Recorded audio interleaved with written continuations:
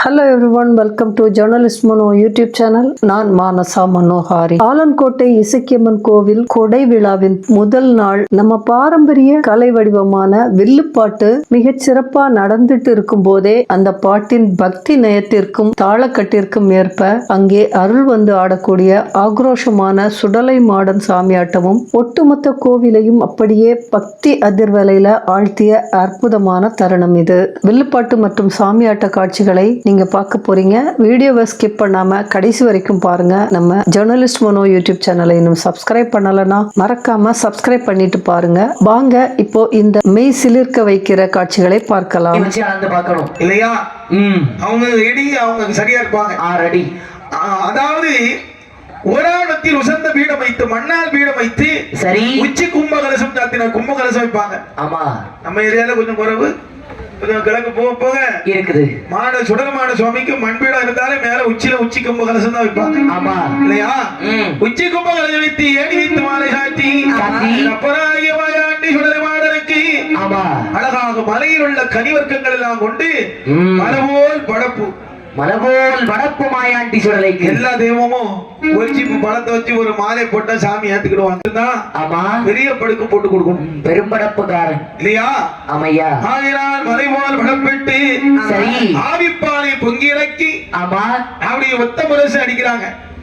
ஒத்த முரசு அடிச்சு மாடனை மாடன் பூஜைக்கு அழைத்தார்கள். பூஜையில்வா பூஜையில்வா அம்மா பிரம்ம சக்தியே, பூஜையில்வா பூஜையில்வா அம்மா பிரம்ம சக்தியே, பூஜையில்வா பூஜையில்வா சுடலை மாடனே, பூஜை கொண்டா பூஜை கொண்டா சுடலை முன்னரே, பூஜை கொண்டா பூஜை கொண்டா சுடலை முன்னரே, பூஜை கொண்டா பூஜை கொண்டா புஷ்பல விசகாரனே, பூஜை கொண்டா பூஜை கொண்டா மாசான புத்தியே, பூஜை கொண்டா மாசான புத்தியே, பூஜை கொண்டா பூஜை கொண்டா கண்டை பெருமாளே. ஏமா பிரம்மசித்தியம்மா, பூஜைக்கு வாங்கம்மா. என் அப்பா என் மாயாண்டி சுடலை சந்திராஜ் முண்டா சாமத்திர பாண்டி பரவேசக்காரா அப்படி பூசையில வாங்கப்பான்னு கூப்பிட்டா வருவாரா? சுடலை மாட சுவாமி பூஜை எட்டி பார்த்தா என்ன சொல்லுவாரு? நானும் சுடலை மாடன் இப்படி தானும் நானும் சுடலை மாடன் இப்படி தானும் பூசி கொள்வது, நானும் சுடலை மாடன் இப்படி தானும் பூசி கொள்வது,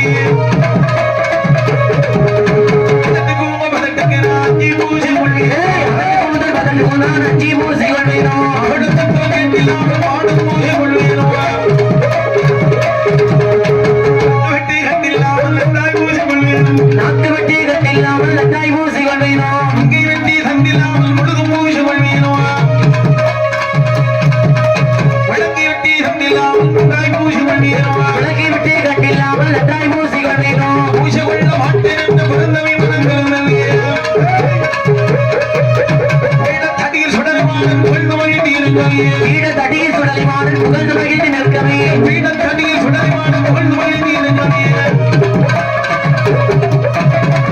விட்டும் கடியாரம் இல்லாமல் கடுகு பூஜை கொள்ள மாட்டேன் என்றாரே.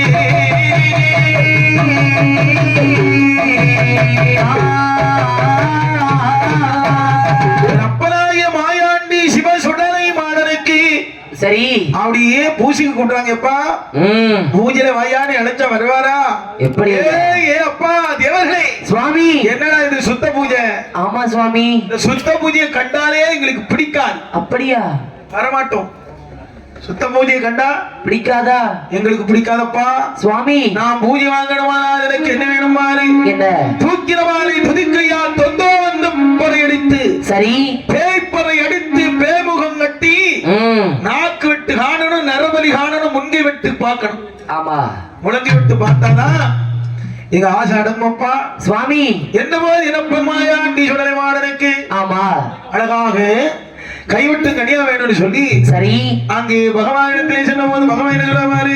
நான் கைவிட்டுக்கு எங்கு போவியே எங்கு போவியே எங்கு போவியே எங்கு போவியே எங்கு போவியே ஆட்டத்துக்கு எங்கு போவியே ஆட்டத்துக்கு எங்கு போவியே எங்கு போவியே கைவிட்டுக்கு எங்கு போவியே எங்கு போவியே எங்கு போவியே ஆட்டத்துக்கு எங்கு போவியே எங்கு போவியே ஆட்டத்துக்கு எங்கு போவியே எங்கு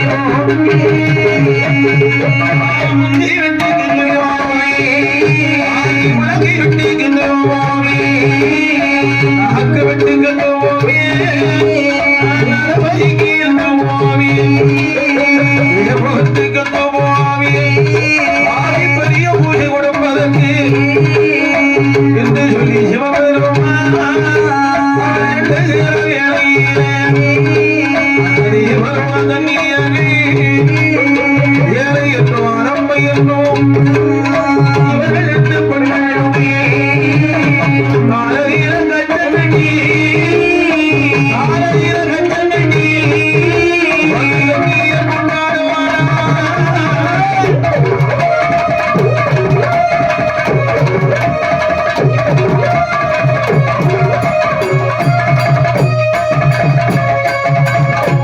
ஆகவே கைவெட்டுக்கு எங்கு போறது, கடியாட்டத்துக்கு எங்கு போறது, சரி முன்கெட்டுக்கு எங்கு போறது, முழங்கெட்டுக்கு எங்கு போவேன் என்று சொல்லி ஆமா எண்ணக்கூடிய நேரத்தில் தேவலோகத்து கன்னியர்களாக விளங்கும் ஏழை ரம்பையர் நாட்டிய பெண்கள் காலத்திலே கச்சம் கட்டி கன்னியர்கள் கூத்தாடக்கூடிய சமயத்தில் ஏழையுடைய கால் சிலம்பிலிருந்து ஒரு பரல் அச்சத்தரித்து பகவானுடைய பாதத்திலே சென்று ஒற்றி விழுந்தது. அவன் கால் கொண்டு தட்டி விட்டார். ஆமா கடியான் பாறையிலே சென்று கணீர் என்ற சத்தத்தோடு பாறை வெடித்து தேவக்கனியா பிறந்த எப்படி இருக்கா பாரு. எப்படி மகுடம்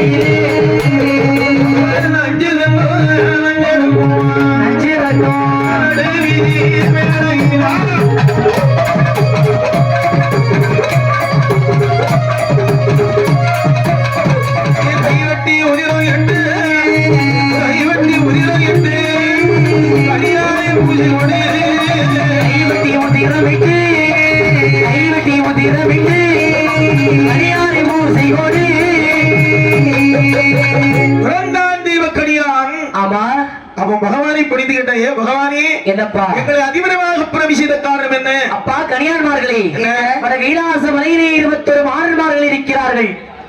அன்னவர்களுக்கு அவர்களுக்கு ஏற்றவாறு நீங்கள் பூஜை கொடுக்கணும், மகுட தட்டி பூஜை கொடுக்கணும். எப்ப கொடுக்கணும் தெரியுமா? எப்போ இலைகுலங்காத சாமம் ஏவசாம வேளை, சரி நஞ்சு தின்னு நஞ்சருக்கும் நடுநிசி வேளையில். ஆமா சரியா ராத்திரி 12 மணிக்கு பூஜை கொடுத்தாகணும். அப்படியே ஆகட்டும் பகவானே. ஒரு ராத்திரிக்கு 4 சாமம், 6 மணில இருந்து 9 மணி நேரம் முதல் சாமம். ஆமா 9ல இருந்து 12 வரை இரண்டாவது சாமம். சரி 12ல இருந்து 3 வரை 3ஆம் சாமம், 3 to 6 4ஆம் சாமம். இலைகுலங்காத சாமம்னு சொன்னா 12 மணிக்கு 1 மணிக்கு உட்பட்ட நேரம். ஆமா 3ஆம் சாம வேளை. இந்த சாமத்துல சுடர் மாடனுக்கு பூஜை கொடுக்கணும். சரி இல்லையா? ஆமா அப்படி சரியா ராத்திரி 12 மணிக்கு வந்து மகுடத்தை தட்டி முழக்கிறா. எப்படி எப்படி வாரு தத்தி தீமி தோம் தீமி தத்தி அரவே தீமி தோம் தீமி தத்தி அரவே தீமி தோம் தீமி தத்தி அரவே மகுடம் அதை கண்டியாடா அம்மா கூட்டம் அதை வண்டியாடா உள்ள பேமுகத்தை கண்டியாடா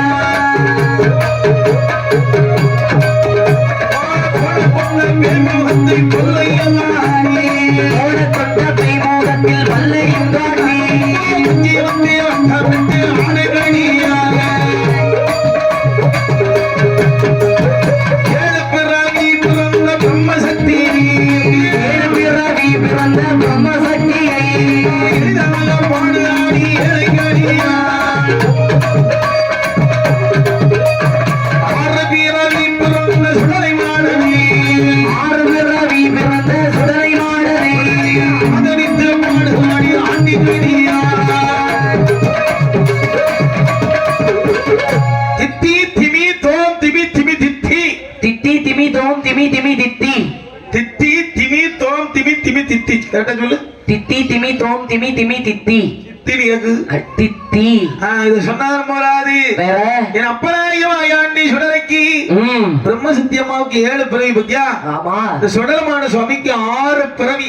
எங்கெல்லாம் சுவாமி 6 பிறவிய சரியா சொல்லி பாடி ஆடணும் சுவாமி.